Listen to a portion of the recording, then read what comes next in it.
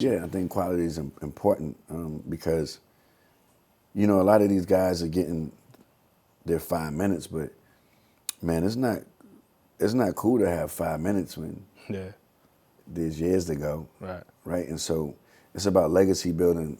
Any producer watching this or any rapper or artist, period, watching this, it's like you could chase the quick smoke to get in the door, but that plan has to change at some point for longevity.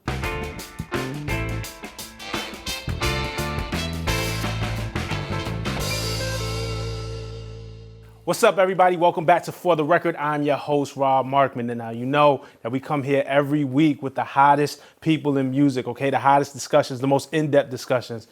And it don't get more in-depth. It don't get more knowledgeable. It doesn't get more acclaim than today's guest, okay? He's produced from everybody, from Jay-Z to Beyonce to T.I. to The Lox, DMX, you name it. He's here now. He has his new album coming out, Poison, Swizz Beatz. The Monster.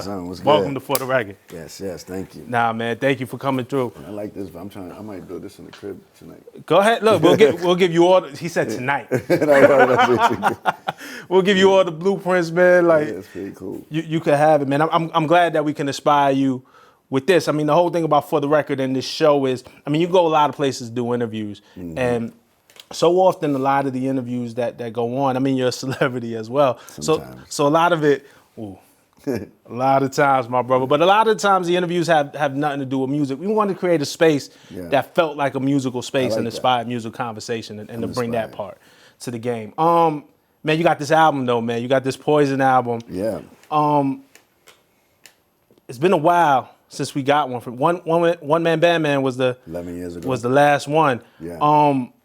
You're like a guy, like, I don't think you need to do music from a financial, some people are contractually obligated to put out music or have to put out music for their well-being. But for you, it seems like when you enter the music space, when you're dropping a new project, it's purposeful. It's not necessarily a need, more of a desire, a want, a yearning. What brought you here with Poison? I think what got me to where I'm at with Poison was I checked off a lot of things that I had on my list. I wanted to get my education sharpened, just to invest in, my next 20 years. Because, in our culture, we don't take time to recalibrate and check what we're doing right, what we're not doing right. We kind of just get on the train and just let it ride until it rides into the wall most of the times. And so I was at a point where I was kind of fed up with the industry a little bit, the business part of it. And I just didn't understand, like, who agreed to like a lot of different rules and things in music that weren't fair to the artists. Can you give me an example of I would love a breaking point for Swizz? Because you always seem cool and calm and collected, like a thing that really just kind of set you off and got you there. The thing that set me off all the time is when the creatives don't get their just due. Whether it's in music, whether it's in art, whether it's in anything creative, even these cameras that's on me. Right, these are the next filmmakers, and when they get into that space, and they're like, "Yeah, we want you to shoot the movie, but you can't have anything to do with it, or you can't get paid from it, or like just silly things." So for me, instead of just being this disgruntled artist, producer that started off great, I decided to do something about it and just for my education, and then I was also doing business outside of music, mergers, acquisitions, and bringing billion-dollar companies together, but they were still treating me as the hip-hop rap guy, and I didn't like that as well. And so all of those things made me just want to focus on sharpening my pencil on the educational point, because when I did the research, that's where the gap was, right? So the business people didn't want to talk to me as a businessman because I didn't know the language. They just wanted to talk to me about music because I knew that language. So instead of getting like upset and mad, like fix the things that you don't like. And that's what I did. And then, I wanted to create the entry point for art for people, which is I started No Commissions. And I just checked a lot of just different things off my box. I'm like, you know what? I can come back and actually have fun in music and bring something to the table that I'm not really seeing on a consistent basis, and that's quality. Okay, quality is well. We're in a time now where we get a lot of quantity. I think we get more music than ever. Music is more accessible to create. with streaming, it's more, literally any song ever recorded is at your fingertips. So we have a lot of quality, but you say a quantity, but you're saying quality is the issue. Yeah, I think quality is important because, a lot of these guys are getting their 5 minutes, but man, it's not cool to have 5 minutes when there's years to go. Right. And so it's about legacy building. Any producer watching this or any rapper or artist, period, watching this, is like you could chase the quick smoke to get in the door, but that plan has to change at some point for longevity. And you were there. I mean, the generation that you came in, look, man, we came up, and like you came up, I'm sure, I feel like we're not too far apart in age, on the Rakims, the Chainz, the Slick Ricks, where the EPMDs, where if you had 3 or 4 albums in hip hop, that was a long career. I think you got, when we start seeing the Jay-Z's, the Nas's, the Snoops start going 10, 11, 12, 13 albums, 20 years and still on top. There's a real shift that's happening there, and you were a part of that. I'm happy to be a part of it. That's I'm happy to be a part of the conversation still too. Right. Which goes to, setting your plans. Like everything I'm doing is a plan. Like I'm actually just starting because I'm just now knowing what I'm doing. So like my older self is competing with my younger self as far as like greatness, right? Because like just think I started at 17. I just turned 40, but the whole time from a teenager up until like my early 30s, I didn't even know what I was doing. I was just doing. Like the car was just driving past the destination, but I never really looked at the stores as the car was going too fast. When you slow the car down and you look at the destination, you can make a better assessment on where you want things to be and how you want things to be in your life. So now I'm really ready to turn up. So that's why you hearing the energy. That's why you hearing Poison. And the reason why I named it Poison is because in life we got to face our poison directly in the face. Like we can't act like the madness is not happening, just go and, just live your life. No, you got to deal with it in order to poise on, right? You have to deal with your poison in order to poise on, especially if you're a poised son, right? So that's the Thought you was just getting beats, you're getting bars too. Thought you was just getting beats, you're getting bars too. Zone. That's hard. One thing that you said that just stuck out to me is that you're kind of competing with your younger self. Speaking of the youth and hip hop and kind of where it's going, J. Cole is an artist. He's a veteran now. Like when we kind of think of it, J. Cole's been in this quite a few years, but a younger artist compared to a Swizz Beatz, and he's somebody who you tapped. He's the executive producer of Poison, right? Yeah. Why Cole and why does Swizz? What does Swizz feel like Cole could bring to the table? Well, I think Cole brought honesty to the table from day one. I think I respect his ear for music, and I also respect the research that he does in music. He'll reach out like to a kid that nobody's paying attention to and really have a conversation and really break down the uniqueness of what that person is doing right and what he might not be doing right. And, I let him in the studio to hear it was a totally different album from Poison when he first heard it. And he just was giving me certain suggestions, and I was just like, oh, okay, man. I'm like, damn, I kind of like what he just said. And I tried, and then it wasn't like, yo, come and executive produce this album. From the beginning, it was something that just happened naturally from him critiquing and just hearing things and calling me and I'm like, well, dog, I mean, this is like what you've been doing as executive producer. You should just be the executive producer.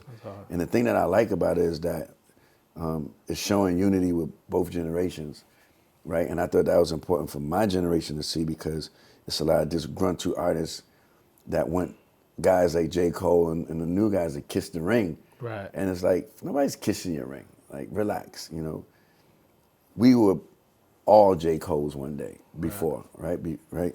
And so for me, it's like, when I was J. Cole age, even before that, people was listening to me on a creative level and it was saving their careers, damn near. So who am I to not listen to J. Cole and on him critiquing certain things that I feel that's valuable?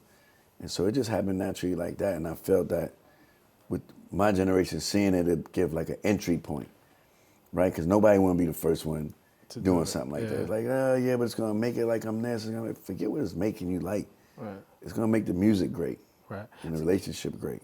And, you know, I asked the question to play devil's advocate, not because I don't believe Cole is great or doesn't bring to the table, but I love to hear you explain it because, I mean, I think we're at a juncture in hip hop, and we talked about this often, where it's a big generational gap where the older generation doesn't really want to hear what the new generation has to do or say, and you know, the younger generation is like, come on, like I'm hot right now, like what have you done for me lately? And there's a large disconnect. So for Swizz, who has done so much great, like never had a miss, like if we being honest, like I had a couple of misses. your misses is still like somebody's the highlight of another producer's career, right? But it's not too many, right? And for you to say, yo, I'm gonna put aside my ego, you know what I'm saying, and who I am, and listen to what this brother has to say, for the sake of the art and for the sake of the culture is dope. And I just wanted people to hear that. Yeah, I don't really have an ego when it comes to creativity. You know, I have an open-minded, and I just respect other creatives in that type of way, which is the reason why I don't even own no creatives, right? I don't own any humans that create. Right. Hence, no commissions. Hence, not having producers signed to me and publishing and writers signed to me. I feel that artists and creators should own their own life, right? So for me, I got a different type of relationship with creators from day one that I just respect. And J. Cole is one of them, and it could be, it could have been Lil Yachty if he came. Right.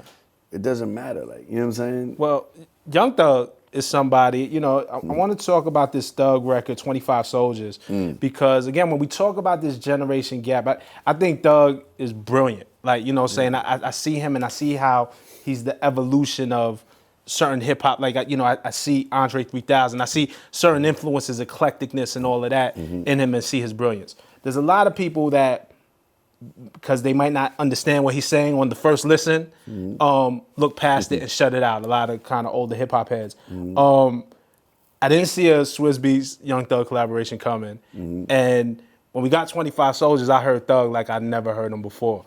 What was that creation like? What was that how'd you get in that zone? I feel like he got into your zone a little bit, you got into his a little bit, and it made this dope product. Well, you know, first of all, he's a super crafty guy. Then he made a song called Swizz Beatz, so, you know, how can I not love him, right? And in the mix of all of his misunderstandings, there is genius there. And there's a difference between a beat maker and producer. Like everybody that steps in my studio space, I'm going to produce them. And the criteria for my album, Poison, was that the artists that's on the record have to perform to the level of what you love them for and what you've known them for, or better. Like, that's how I narrowed down the tracks. A lot of the tracks on the record was like, you know, I want everybody to be on their maximum A game, whether it's the best storytelling you've heard, whether it's, you know, hearing Young Thug on a DMX beat in a way that you didn't expect. Like, for me, that's like, that's fun. And it's like, it's adding something to the bigger picture, right? Why put out an album that's just there? Like, just, and it might not be like the most biggest thing, but it's something that you're gonna be able to come back to. It's not bubblegum where you're gonna chew it up, spit it out. No, you probably have a fast listen now, but then you're gonna go back to the quality and be like, yo, it was this one Young Thug joint, I was on that Swizz Poison, they probably slept on it, da-da. It's gonna be a reference point, right? And so, I just have fun challenging them. I want to get into. And he did it in one take, by the way. I believe you. Yeah, one take. I heard he's insane in the studio. Yeah, one take. I want to go to that Swizz Beatz production, challenging, motivating guy. I want to try to paint the picture. Pretend I'm Lil Wayne. Yeah. I know it's going to take a lot of imagination. Pretend I'm Lil Wayne, and you're about to get into Pistol on My Side. What's the coach talk? What's the pep talk? What's the producer talk? Like, how did that zone get created? What do you say to get Pistol on My Side? Because that was so. Carter 5 hadn't dropped yet when we heard Pistol. You know, we were anticipating Wayne and hadn't quite heard him like that in a minute. What's that talk? It wasn't a talk. It wasn't a physical talk. I can't tell Wayne what to do on the track. He's a different artist. You know, he doesn't, he's an alien for real. Like he's tapped in, but you have to know how to tap other buttons with him. So I know how to tap a different chord with him by just the track that I presented to him, right? So I knew he was going to do that on that track because I know him, I know his flow, I studied him, and he had no choice but to give the world what he gave people and Piss on My Side. There's no way for him to escape it. So that was the communication. The communication was the music sent back, and there was nothing to talk about. Was Uproar done around the same time? Because you guys are causing a ruckus between you and Wayne, between Pistol on My Side and Uproar. I mean, it's a lot come going on. If Uproar was done, I would have it. Let's not get it twisted. That was my thing. I was like, would you guys have to fight over that? You take Pistol, because Uproar is more, my energy, but I kind of like the juxtaposition of it being his energy. Yeah. But they're still both our records, and we're still having fun. But Uproar got done, the week of the album turning in. Right. It was one of those last minute. Such a dope record. I just seen Puff also tweet the video for G-Dep Special Delivery. I love the way it's also making a younger generation go back and maybe discover something and the energy that they hadn't quite been in tune with. Bringing the dance back, bringing the energy back, and I like that. It's just like a lot of the sounds out there, it don't make you really move like how what we're seeing on Uproar. Right. And so I just felt that even Wayne's spirit changed, right? Mm-hmm. So even with him doing the Uproar challenge with his kids, you would never see that. Yeah, like, that was so great. He don't have an entry point to do that. His one son had the Michael Jackson move down pat. Throwing his leg. It was cool to see his family and him interact in a song that brought them together. And because for me, my goal is I want to be in my kids' top 5. Are you? Producer. No, I'm not right that was like the old Dave Chappelle skit when his son said that Nick Cannon was his favorite comedian. Who's in your kid? First of all, your son Egypt is producing. Yeah, Egypt and I said they both produce. And both producing. Who's in their top 5? Well, Egypt don't even. No, he doesn't have a top 5. Right. He's in his own world. He knows nothing about the industry. He knows nothing about. We just let him do him. But keep it that way. Just keep him pure. Yeah. He don't even understand what he did with the Kendrick track that he produced. He's just stay right there. But Nas, he's 18. He interned at Epic. He produced J.I.D.K's last single. He's real quiet about his movements. Incredible. J.I.D.K. is such a talented MC. But I'm not in his top 5, and his top 5 changes a lot. But my goal is you know what? This year into next year, I'm gonna get in your top 5. And when he heard Uproar, he was like, "You're getting there." And then we heard the Young Thug, he was like, "A little closer, but not yet. We almost there." So for me, that's a good challenge. That's dope. Tell me about Kendrick and the Locks, man. To be this kind of mastermind to put Styles and Kiss, just the in and out flow that they do is so We're gonna make classic. It right, yeah. And then to add Kendrick into that really feels like some mad scientist. That's me knowing both parties very well. And, I speak to Kendrick a lot, one of my great friends. And I know he's a fan of the Locks. I know the Locks are a fan of Kendrick's. So when we did the song, it was like, I wanted We Gonna Make It Part 2. So that's why they're going in and out. And but then I had the chorus space open, and I was gonna put a chorus in it, and I was like, nah, I don't want this to. It could easily feel like mixtape Locks, because they've been used, they're used to burning up tracks like that, going in and out. But the thing that never really helped it go like way where it's supposed to go is like the choruses or the obvious thing. So I was just like, I called him. I was like, yo, I want to do something different on the chorus, but I'm not gonna promise y'all nothing. Let me just handle it. And I sent it to Kendrick, and I was like, yo, what you think about it? He called me. He's like, yo, I'm ready to go crazy. Da, da, da, da. And I was like, you don't even need a verse. I just wanted to make it simple. I just wanted to get to the yes as quick as possible, right? So as a producer, you gotta know, right? Because he's in the middle of tour, like him thinking of a verse and doing, I know it's gonna, I'm like, yo, I just need the chorus. He was like, you sure? I was like, yeah, I just need the chorus. He sent that joint. Everybody back. I was like, we good. Right. You know what I'm saying? So and it was so dope if you're a fan of Rough Riders, if you're a fan of the Locks. also a dedication to Ice Pick J. Yeah, for sure. Pick Goddess. Rest in peace, man. That, Yeah. that was dope. That was a dope. When you say chess move, that was ill. Yeah. Like doing just what you need to get done. You know, Pusha-T is on this record. Nas is on this record. We just shot the video for that in For Japan. Echo. Okay. When they see that video, Yeah. you never seen a video in hip hop like this ever, ever, ever. Unbelievably crazy. Okay. Jim Jones is on this record on Preach. Like you have Jim sounding. It made me remind. It reminded me of when Jim had the city. When there was a time, and people will argue this, but I will argue this to my last day. That Jim, there was a time when Jim was the hottest rapper in New York. You know what I'm saying? And really had a wave when Ballin' came out. Nobody can deny that. I was pulling from that spirit for this record. It feels like that's. I'm glad that you say that because it feels like that's back, man. I mean, but as a producer, it's my job to pull from the most iconic moments of those individuals. So, you know, like even on Echo, like you haven't heard a Nas story like that. I don't even remember when. Yeah. You know what I'm saying? So kind of feel like a Lost Tapes Yeah. vibe, you know what I'm saying? But it makes me think, because you have so many great relationships, what didn't make the album? You see what I'm saying? That's what I'm trying to get to. Now we trying to get to the...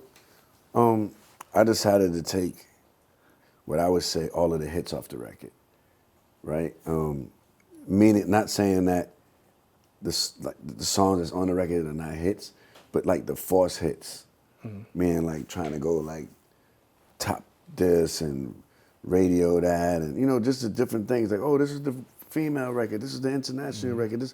I just took all that off the table and just kept it a body of work. And just giving people like real hip hop, and I like that it's Poison and it's my entry point on the ground floor. I'm not using my key to the penthouse. I don't even want to go to the penthouse. Because first of all, your wife, pretty big star, pretty talented. Yeah. You know, I'd imagine somewhere along the line she plays on Pistol on My Side. Like, is there an Alicia Keys record that you take off of the album and then there's silence at home when you come home? It's just like, oh, you really gonna take my record off the album? No, it's understandable because what I figured out was I got 4 albums coming, right? So this is Poison, which is pure hip hop.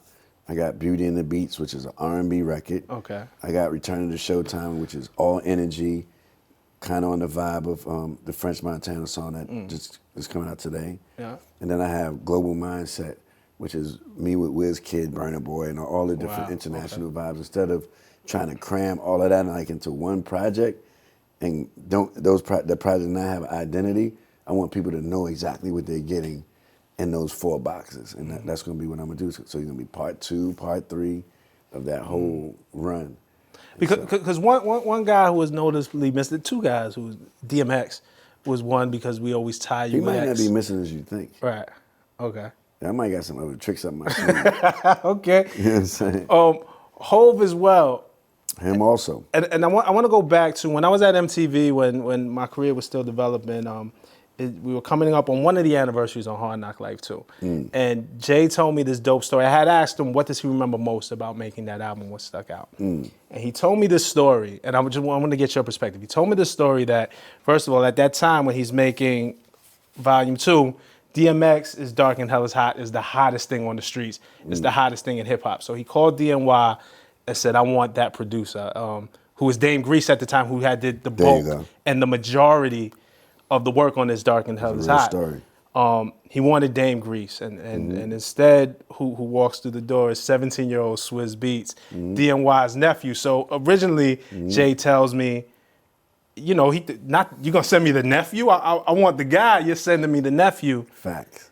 But then he said there was some magic that happened that day that you met. Can you tell us that story from your perspective? I mean, I don't think they could find Grease that particular day, and they kind of was like, I remember my uncle was like, yo, come on, we're going down to see Jigga, and we can get you better have your stuff, huh? I always had like a tape with like 50 beats on it. So I just grabbed one of them, went there. I remember he was sitting at this desk, like a black turtleneck, had a little herringbone on. I was like, damn, I'm gonna get one of those one day. And he was just cool. He just like. Remember when the herringbones was just, all I needed was a herringbone. Yeah, he had the herringbone with a Jesus on it. And I was just like, man, like that's like fire. And then I played the tape and he was just like, I want the whole tape. I'm like, what does that mean? Like, you want the whole tape? He's like, yeah, I want the whole tape. Can you come to the studio later? And from that moment on to the Grammy of on to the next one, it's just been lit. Amazing. Now during those sessions, right? That was Coming to Age 2. That was Money Cash Hoes. That was If I Should Die. That was Jigga, which ended up on the Rough Rider. Was that the same day? Yeah, everything was just So four classic Hov records in one day, and one cassette. And we go from there to 20 years later. Yeah, man. This is the 20-year anniversary actually of Hard Knock Life. 98, 2008, and you guys haven't looked back. Nah.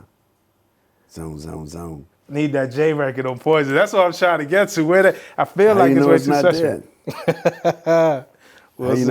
Because like for me, I wanted people to digest what I'm putting in front of them, which is why you're hearing music come out every other week consecutive, and the middle of those, like, and every week you're hearing something, right?